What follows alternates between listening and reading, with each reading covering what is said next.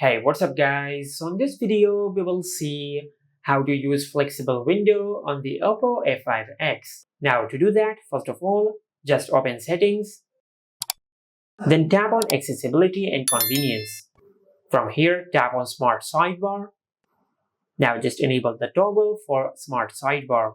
And once you do that, a small bar will appear at the side of the screen. Now to open the apps in flexible window or as a floating window, first of all, just swipe from the side of the screen and open the sidebar.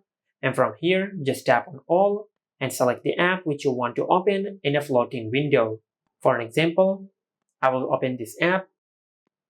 And as you can see, we have successfully opened this app in a floating window. Now, if you drag this app from the bottom of the screen, you will increase or decrease the size of the window of the app. And also, if you tap on the three dots over here, you can open the app in a full screen view, or you can minimize the app. And also you can close the app. And you can move the app by dragging the app around from the dots at the top of the window, just like that. And this is how you can use flexible window on the Oppo A5x. Make sure to like, comment, and subscribe. Thank you for watching.